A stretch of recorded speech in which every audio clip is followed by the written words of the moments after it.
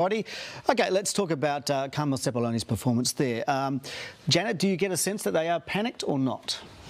I get a sense that they're tired. I get a sense that they're really tired. I think it's been probably 2 terms of the most extraordinary activity for a government, no matter what their stripes, and I think they're very, very tired. I don't think they're panicked yet. I think they're in for a fight, and I think we're going to see a lot of mongrel in this election. OK, so let's talk about the mongrel. Does that mean that Chippy has to be unleashed, Dileepa?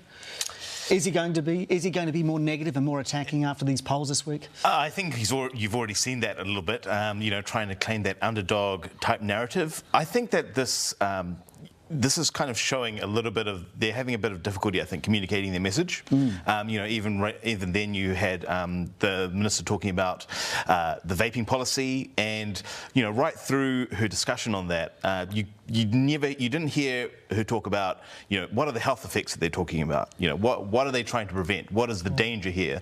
And right through their comms on this, you haven't heard anything about it. Just, we need this extra rule.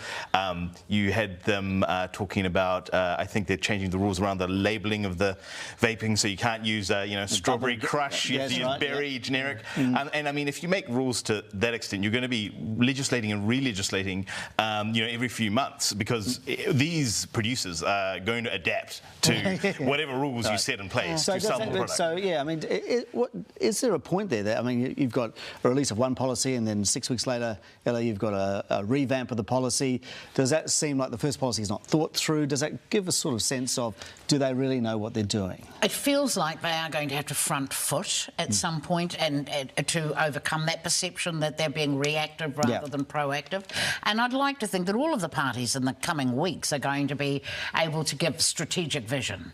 I mean, there are a lot of voters who are looking for, what does this mean? What is the big picture? Where are we going?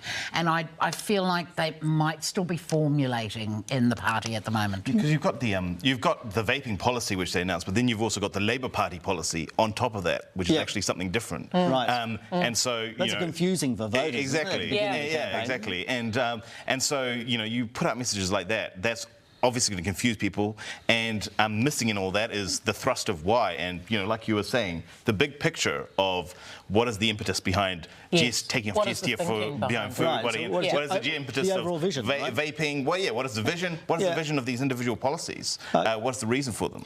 At the moment, I'm getting a sense that they are plucking the odd, what I call retail politics, out of the air because they think it might work. I can remember this in 2020. Okay.